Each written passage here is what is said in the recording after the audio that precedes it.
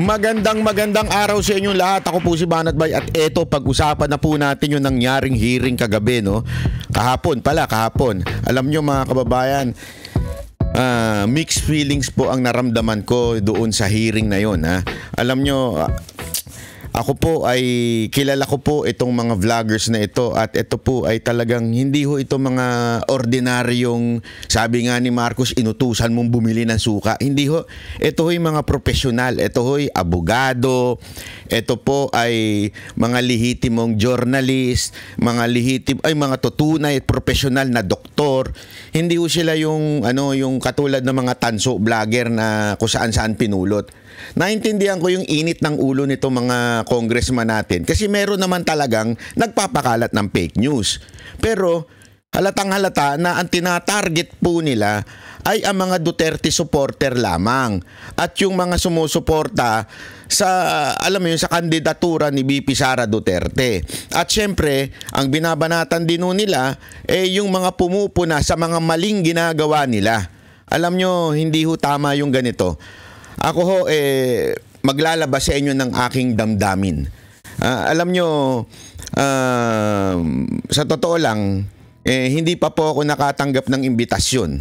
Isa lang po yung akin natanggap, which is yung show cause order na nung nakaraan pa. Natanggap ko po yun, actually hindi naman inabot sa akin. Natanggap ko lang po yun through another third party, hindi ko na lang sasabihin kung ano, pero natanggap ko yon, tapos na po yung hearing na pinapapunta nila sa akin. Okay? So, ngayon, as of now, wala pa po akong natatanggap na kahit na ano. Gayunpaman, sumama yung loob ko nung napanood ko yung hearing na ito. Kaya ikaw, Abante, mag-sorry ka sa akin, sumama loob ko. Ganun ka di ba? Yun ang totoo, ganun ka. Pagka sumama ang loob, kailangan mag-sorry sa'yo. Ano to? Kailan ka man naging Panginoon? Ha? Ang alam ko, yung pinagsisilbihan mo bilang isang bishop, ayan ang tunay na Lord of Lords. Ikaw ano, Lord? Ako si Lord Byron. Kaya dapat, sa akin ka nagsosorry. Hindi yung... Hindi, alam mo mga kababayan, ito wala nang biro Maliho kasi. Maliho mga kababayan, bakit? Ang mga public official, sila ho ang ating servant. They're public servant. Noong panahon ni Pangulong Duterte, yan ang idiniin. Diniin ni Pangulong Duterte. Kami ay mga trabahante nyo lamang. Bakit ngayon hindi na ganun ang asal nyo? Ang asal nyo, kayo ay Panginoon. Na pag nasaktan namin kayo, kailangan namin mag-sorry. Hindi ganun dapat Sabi nga na Supreme Court po, Supreme Court na nagsabi niyan, hindi dapat ang mga opisyal ay onion skin. Kaya pala nagmamahal ang onion dahil kinuha nyo lahat ng onion skin. Pinitas nyo na lahat, di ba? Ay nako, hindi tama yan mga kababayan. Alam mo, eto, nung pinanunod ko ngayon, mixed feelings na naramdaman ko. One, galit. Dahil, bakit tayo umabot sa ganito? Bakit tayo umabot sa ang mga public official ay asal Panginoon na?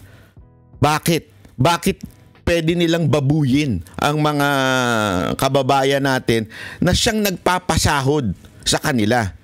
Ito, pinagmalaki niya pa yung tax niya. Pinagmalaki pa ni Abante.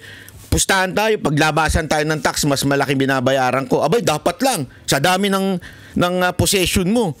O, di ba, nasa picture naman yan. Pinagmalaki mo pa sa social media yan. Naturalmente, mas malaki yan dapat mong bayaran. Pero ito ang pinagkaiba natin. Ikaw, nagbabayad ng tax, hindi napupunta sa amin. Kami nagbabayad ng tax, napupunta sa inyo. Yun ang pinagkaiba. So you are accountable to us, not the other way around. Huwag tayong maglokohan. Ano tayo, nananarantado ng mga Pilipino? Yung tax namin, kaming lahat ng Pilipino na nagbabayad ng tax, sa nino napupunta yan? Sa public official, sa mga projects. Ibig sabihin, bilang public government official, ikaw ay accountable sa amin. Lahat ng dapat nyong ginagastos ay makita namin dahil kami, yung tax namin na pinaghihirapan namin, napupunta sa inyong lahat.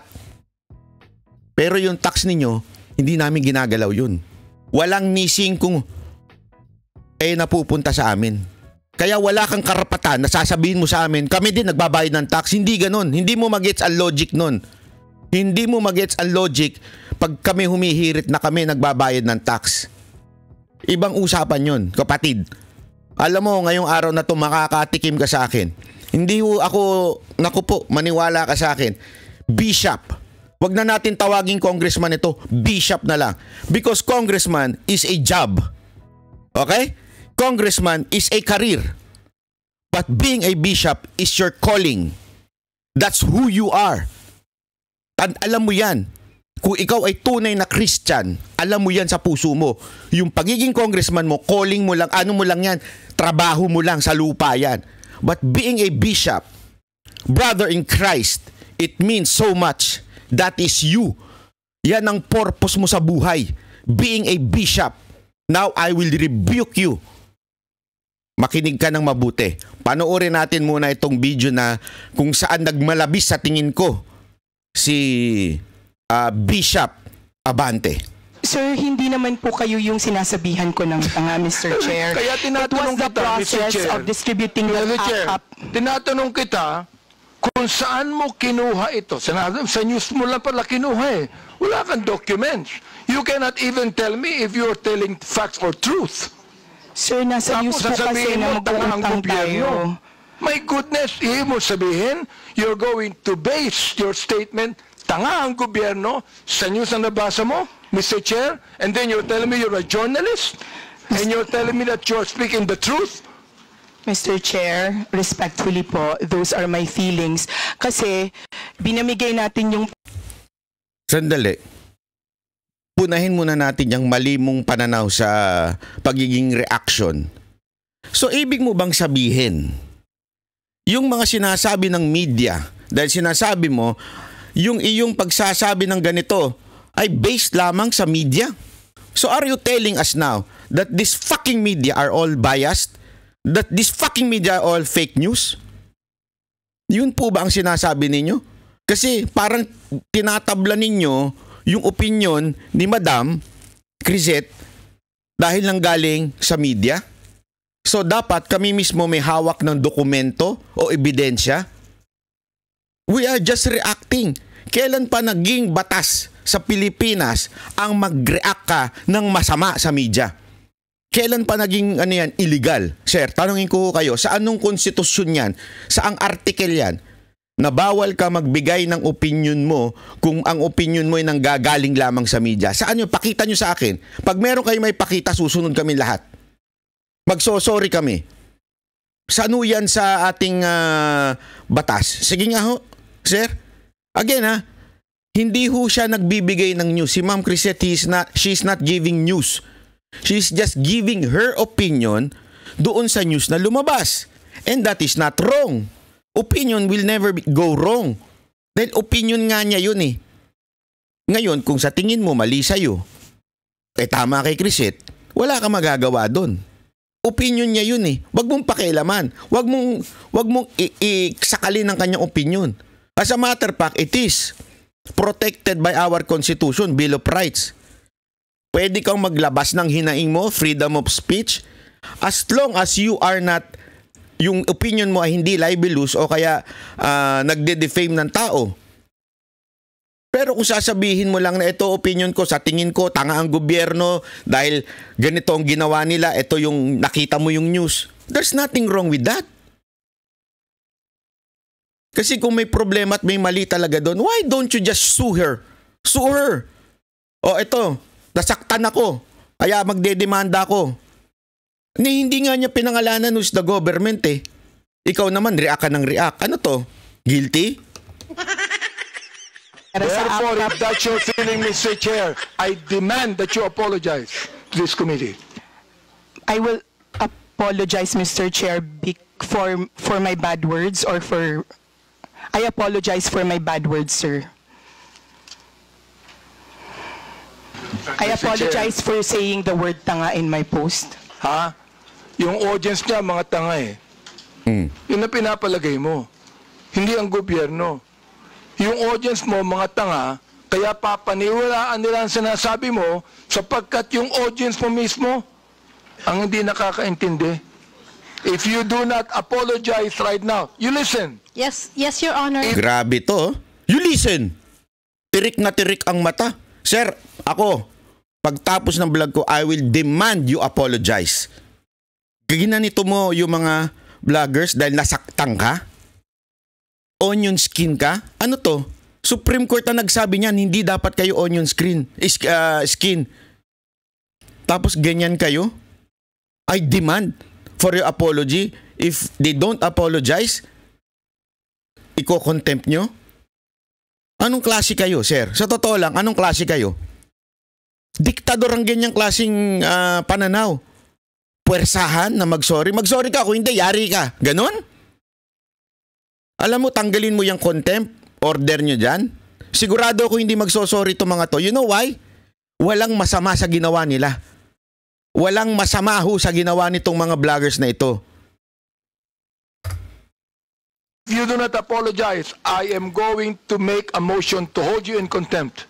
I apologize, sir. And tulad nga po ng sabi ko kanita, sa susunod... So ito mga kababayan ng isang patunay na kung bakit tinatawag kayong mga diktador.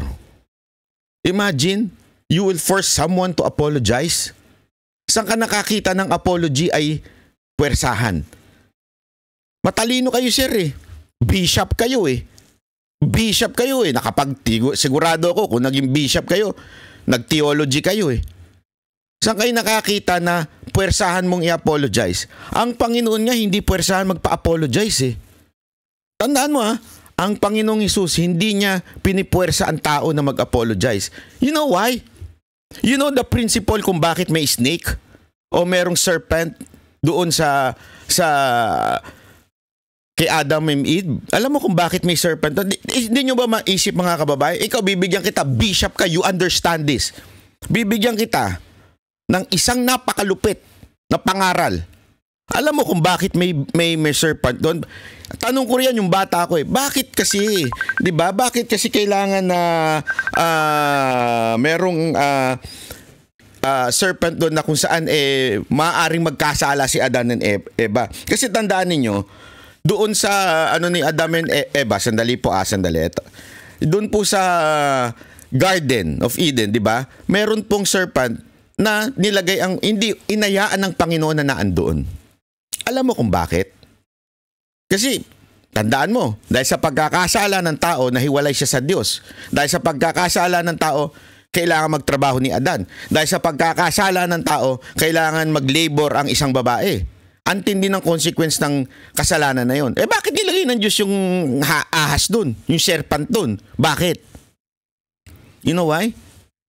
Because loving a person, it's a free will. Loving God is a free will. Kung tinanggal mo yung serpent na yun, yung ahas na yun, kung tinanggal mo yun, puwersahan lang nilang mamahalin ng Diyos. And that is not love. Because it was forced. Ngayon, that the serpent is there, Adam and Eve has a choice to follow God or to disobey God. That's what you call free will. Now, Mr. Abante, even in apologizing, and you're not giving the person a choice by saying, iko-contempt kita pag hindi ka nag-apologize.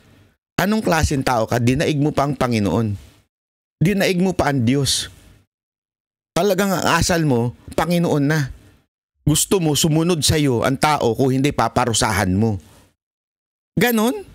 What kind of person you are? Yung totoo. Tuloy natin. Po ay maghahanap na lang po muna tayo ng mga under oath. At Okay hindi po daw, tayo magre-rely sa mga balita ng news. Salamat po. Okay po. Kaya fake Maliwanag po. news. Yun ang ibig sabihin, non-fake news. Ito, tutuloy ko Salamat din po, Your Honor. Ito sinabi nyo, binanggit mo na ito and this is something that you should apologize also. Anong sabi mo? Do not let these criminal forces twist reality to turn a strong, decisive leader into a monster. Now let me ask you, who are these criminal forces? Nasaktan siya dito, dun sa criminal forces. Akala niya siguro siya yun. Ewan ko dito, bakit mo naisip na ikaw yun? Please answer. Okay. I have this, kasi tulad ng sabi ko, ito po ay mga reaction at opinion ko lamang. Well, therefore you apologize because this is not po, true. sir. Okay, sir. I apologize. Okay, Mr. Chair, this is the second time that Miss MJ has apologized. I hope that next time, kayong mga vloggers, wag kayong magbibigay ng opinion lang, impression ninyo. Ibigay nyo yung katotohanan, may dokumento kayo. Grabe, alam mo pag nakita sigurado to ng korte, maling-maliho ito. Para, kung opinion niya yun anong pakialam mo? Sino ka? Sino ka para diktahan yung opinion ng Ali, ni Ma'am MJ? Sino ka? Para kontrolin ang nararamdaman namin. Kailan ka pa namin naging boss? Kailan ka pa naging Panginoon namin? Para kontrolin mo kami. Kung yan ang opinion namin anong pakialam mo? O ikaw, may opinion ka rin sa amin. Pinakikialaman ba namin? Sapagkat meron kaming documents to show Naiinsulto ko, I am insulted with your statement. Being the chairman of the Committee on Human Rights and one that's investigating, I am actually insulted. So what? So what? If you are insulted, so what? Is that illegal? Illegal po ba ma-insulto kayo? Public official ho kayo We can react to your works, to your deeds. At kung ma-insulto kayo, problema nyo na yun. Hindi na namin problema yun. Kung ayaw mo palang ma-insulto, umalis ka dyan. Public official ka Nakalimutan mo? Diba? Every authority emanates from the people. Nasa konstitusyon natin yan. Sa amin ang gagaling ang kapangyarihan ninyo. Hindi sa inyo. Ang kapal din ng mukha ninyo, sir Sa totoo lang, ang kapal din ng mukha ninyo. Statement. Again, my apologies, sir, and noted po sa mga suggestions po ninyo. At gusto ko lang din pong sabihin na yung pong post has nothing to do with you. Hindi po, it has nothing to do with, pasensya na po. Well, Mr. Chair, maraming salamat, no? Yung binabanggit mong nothing to do with me, pero yung tinawag mong criminal forces, kasama kami dun ikaw naman, mag-isip naman kayo. Ang hirap nito, Mr. Chair, itong mga vloggers na iba, ito ang mga tanga So, tatanga-tanga ang gobyerno. Mag-isip kayo. Hindi lang sumusulat kayo kung anong gusto nyo isulat dyan. You're telling us, yung criminal forces, gusto kong sabihin ngayon, Mr. Chair, publicly, ikaw ang tanga. Okay, Your Honor, pero... Okay, Your Honor. Grabe to. Mga kababayan, ako nagtatanong ho sa inyo. Ganito bang leader ang gusto ninyo? Ganito bang leader? Kung kami man ako wala akong sinasabi, pero kung sila man, itong mga vloggers ito, sinabihan kayong sa tingin namin, tanga kayo. Kunwari lang, assuming na sinabi talaga nila yan, I do not know. Hindi ko nababasa yung mga post nila. What's wrong with that, sir? Una-una, eto basahin ko lang sa'yo. Article 2, Section 1 ng Philippine Constitution. Eto Section 1. The Philippines is a democratic and republican state. Doon pa lang, sapul ka na, sir. Democratic. Pangalawa, sovereignty resides in the people and all government authority emanates from them. Doon pa lang nakakalimutan nyo ata ang kapangyarihan ninyo. Nanggagaling, sovereignty resides in the people. In the people, Article 2, Section 1. Kaya kung masabihin man namin na sa tingin namin ang tanga ng inyong mga desisyon sa buhay, ang tanga ng desisyon nyo pagdating sa pagtatrabaho, dahil you are our public servant, alalay namin kayo, alipin namin kayo. Yun ang tunay na description nyo. Hindi kayo ang boss namin. Nakalimutan mo ba yan, sir? Patalino ka, sir eh. Bishop ka eh. Bakit mo nakalimutan yan? Mr. Abante, bakit? Are you going to force us to respect you? Saan yan? Saang batas po yan? Saang batas po yan, sir?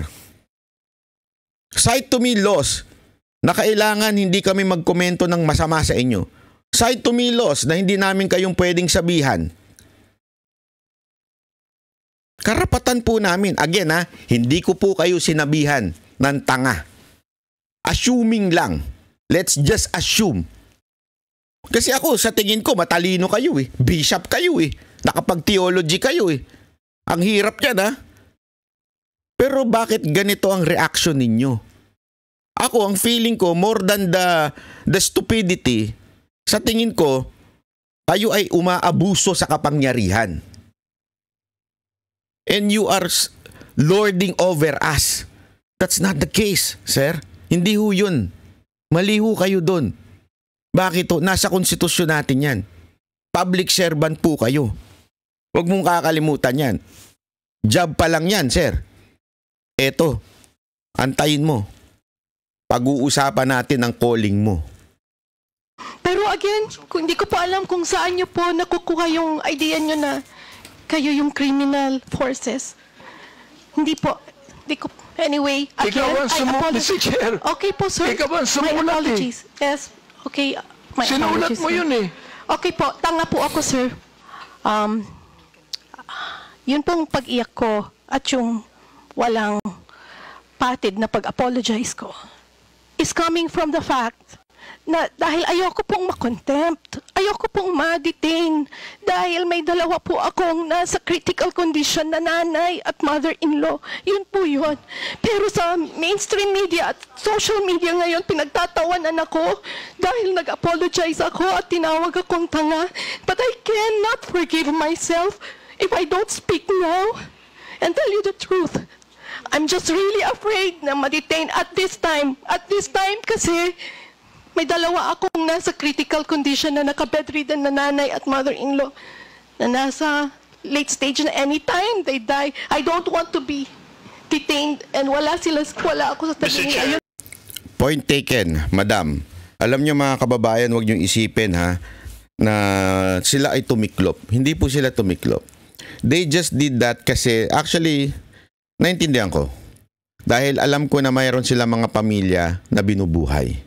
Meron silang mga inaalagaan, katulad ni MJ, ito po, inaalagaan niya ho yung kanyang nanay. Naintindihan ko that they will do everything, even to the point of being shamed by this public official. Dahil gusto lang nilang malaya na alagaan, dahil ayaw nilang ma-contempt. Kasi ang kasunod niyan, pag hindi sila umattend, warrant na. And they cannot afford to hide. Why? Because inaalagaan nila yung mga nanay nila. And the others are professional lawyers, professional doctors, journalists. Naintindihan ko yun. Naintindihan ko sila. But I will not stop there. Kung sa tingin nyo nakalamang kayo, easy. Sa inyo ang mundo ngayon, pero tandaan ninyo, sir, Bishop, ginawa ng Panginoon ang mundo na bilog. Hindi nyo ba naisip yun? Bakit sa tingin ninyo ginawa ng Panginoon ang mundo na bilog? Ba't hindi na lang square? Kaya naman niyang gawing square yun Ba't niya ginawang bilog? Alam mo bakit? Nagsasabi na ang mundo ay bilog. Iikot yan. May mga panahon na ikaw ay makakaramdam ng tagumpay. Makakaramdam na ikaw ay nasa ibabaw. Pero darating panahon na nasa ilalim ka din. As a matter of fact, this is the truth. Mr. Bishop, makinig ka. Makinig ka sa akin dahil dito mo lang maririnig yan. At hindi ako titiklop dahil lang sa pinatitiklop mo kaming lahat. As a matter of fact, ginawa nyo yan para kumuha kayo ng soundbites at ilantaran sa mga social media at saka sa media na kami ay tumitiklop at walang paninindigan. Nagkakamali ka. Nagkakamali ka. Oo, yung mga yan, because they're professionals, they have to leave. Pero may mga tao pang papalag sa inyo. And ako po isa dun. Maniwala ka sa akin. Maniwala ka man sa hindi, pinag-isipan ko na mabuti ito. And I will rebuke you because you are a bishop. You are a brother in Christ. Ito lang, kasimple. We have different denomination. We're both non-Catholics. I'm not saying we're perfect. We're not supposed to be perfect. Because if we're perfect, nasa langit na tayong lahat ngayon. We're not perfect. We're saved by grace. We're sinners saved by grace. I understand that. I'm not perfect too. I have many flaws in my life. But I am just, quote-unquote, part of the congregation. But you are a bishop. You are a leader of a church. Meaning, much is expected from you. That's biblical. Basahan ko kayo ha. Baka akala ninyo nagbibiro ako dito ha. 1 Timothy chapter 3 verse 2. Para lang alam mo, bishop, papaalala ko lang sa'yo. A bishop then must be blameless. Hindi po ako nagsabi niyan.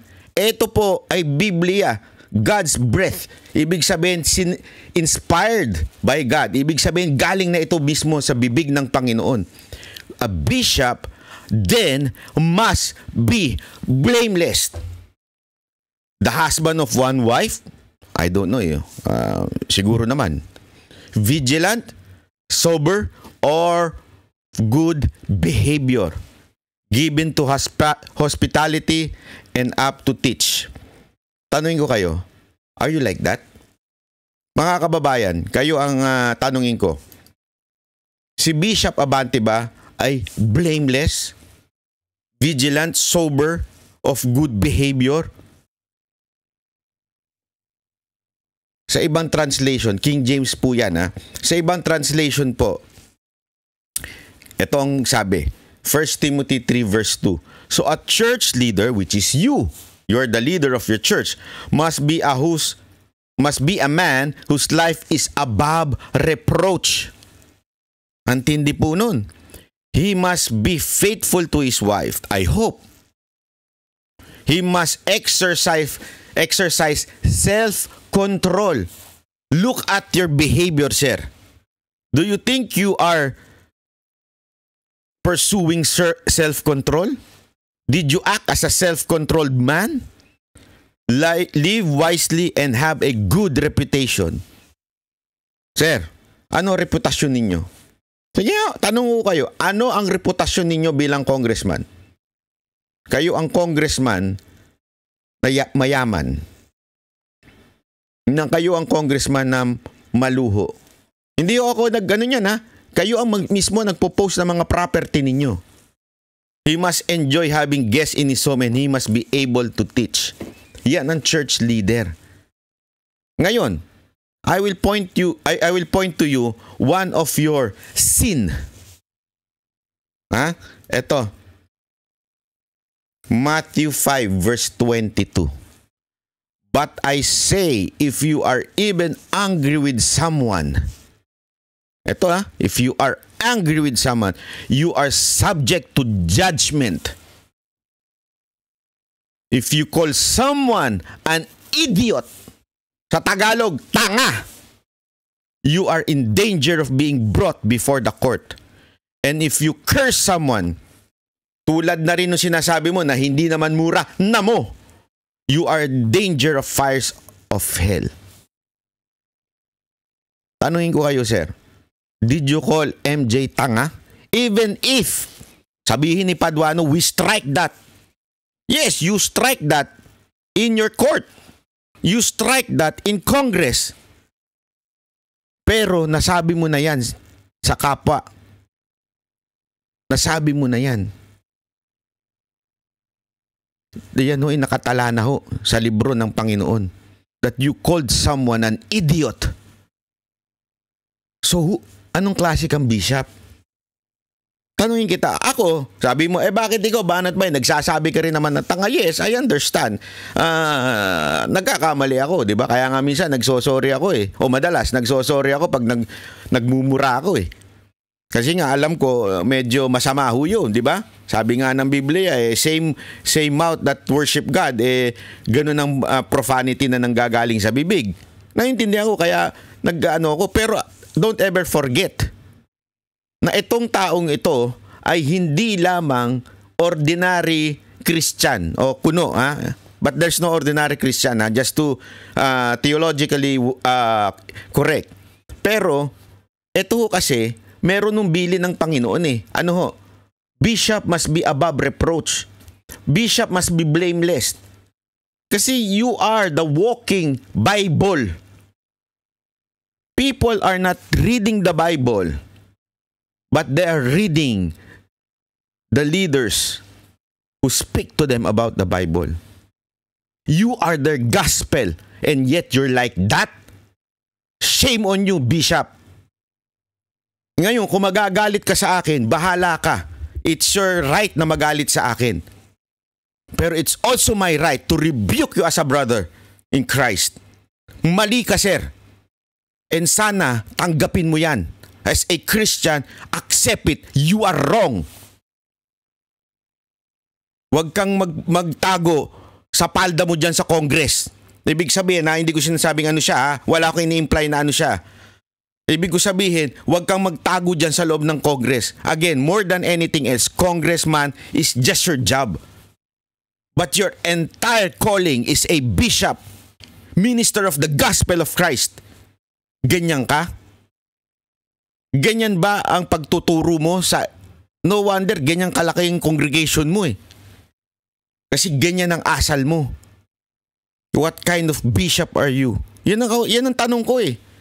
Diba ho? Anong klase kang bishop? Hindi ho tama yan, sir. Sa totoo lang. Mag-repent ka. Not to me. Hindi ko hihingi ng apology mo. You repent to God. Kasi mali yan, sir. I rebuke you. Kaya nga, di ba, meron nga tayong sinasabi, si Pablo naintindihan niya yan eh. Si Pablo naintindihan niya yan eh. Tandaan niyo ito sinabi kong kanina, yung 1 Timothy chapter 3 verse 2.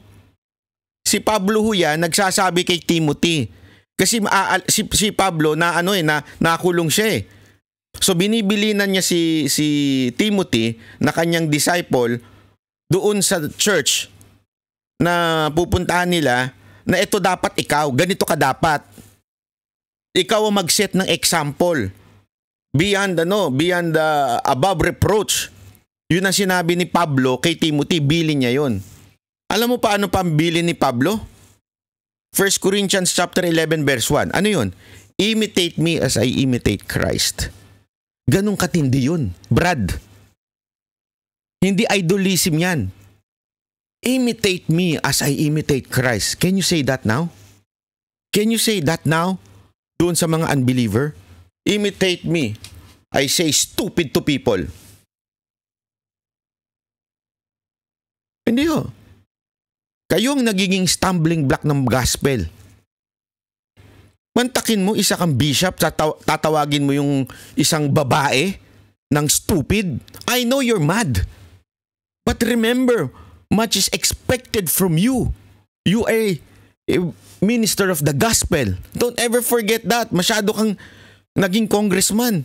Nakalimutan mo na yung tunay mong calling sa buhay. Unless, mali yung paniniwala mo. Diba? Banat, ano yun? May demonyo bumubulong. Sabi yung demonyo, anong karapatan mo? Anong karapatan mo na i-rebuke si Abante? Alam mo, ang karapatan ko nasa Biblia din po, Galatians 6 verse 1. Sige. Brothers, if anyone is caught in any transgression, you who are spiritual should restore him in a spirit of gentleness. No. Na una-una dito, if anyone, may sinabi ba ditong kailangan yung kalibel mo lang ang i-rebuke mo? Hindi oh. If anyone, when you say anyone, lahat ba? Lahat. Oh. Ngayon, sasabihin mo, you are just rebuking si MJ. Ano sabi dito? If you rebuke a person as a bishop, as a minister of the gospel, dapat with gentleness, spirit of gentleness. Nakalagay po dyan, Galatians 6 verse 1. Magbasa ka. Sir, nakakalimutan nyo na ata ang Biblia.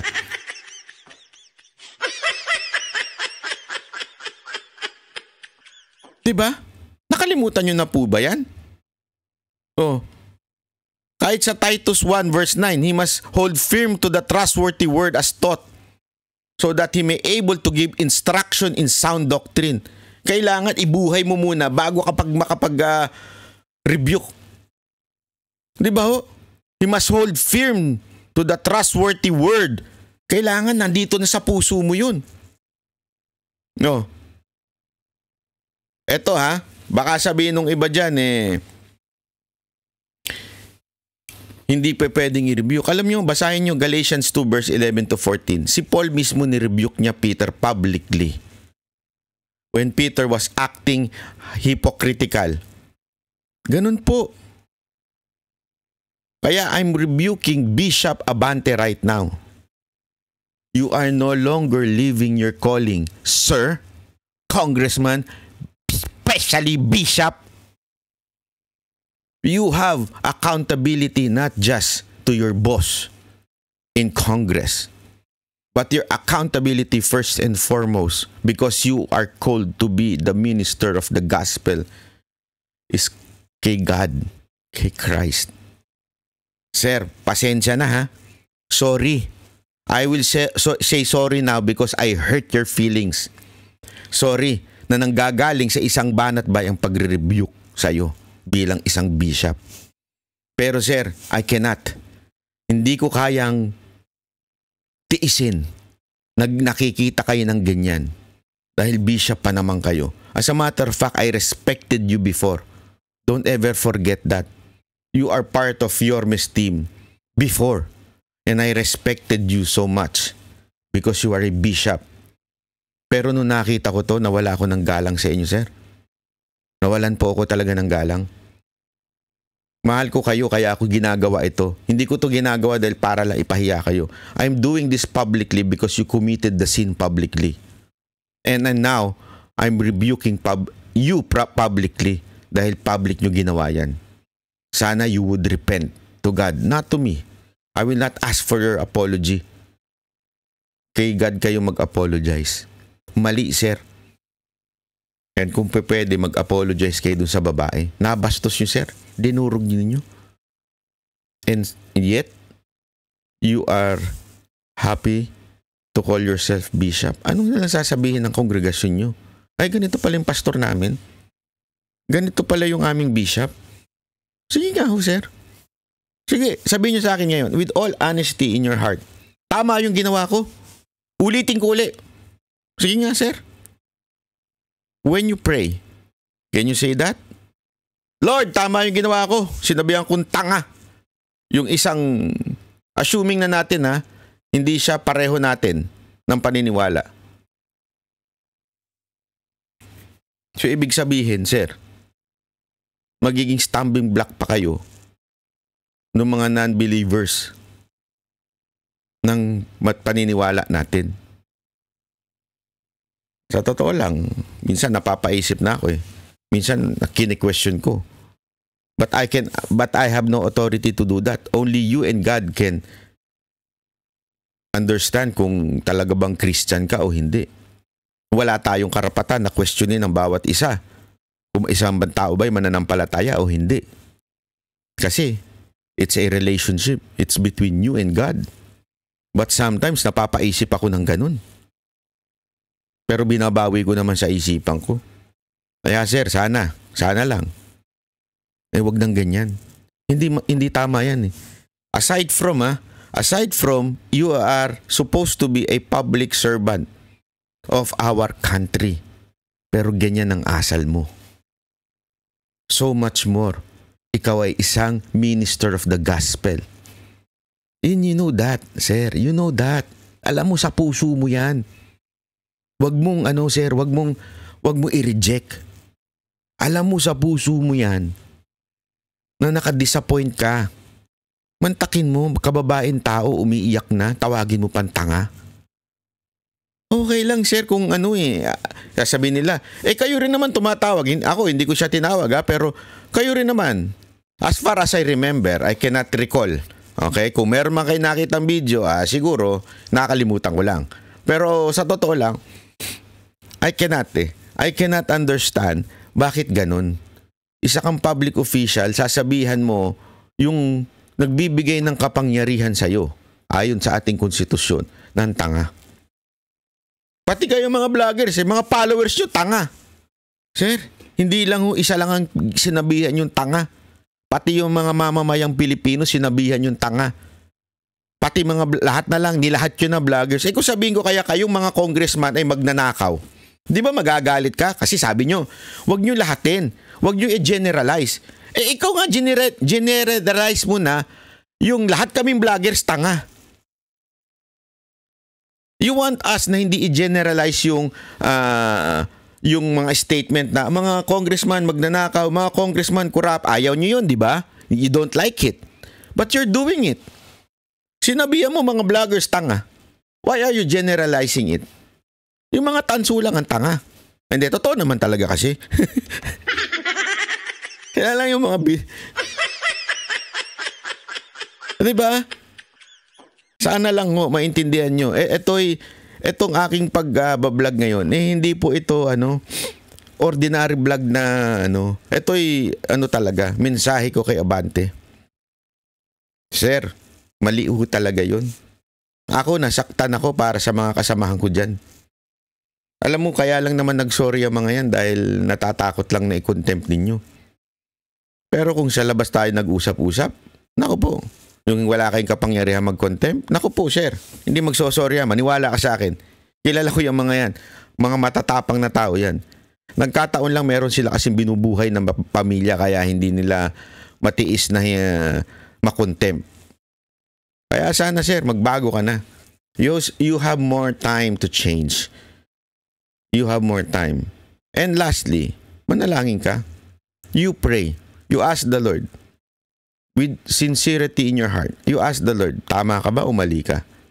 Hindi ako magsasabi sa'yo. Hayaan mo ng Panginoon ang kumausap sa'yo. Okay? Maraming salamat Bishop Abante. Yan ang Banateros, boses ng ordinaryong Pilipino. Banateros ay walang makakaawan.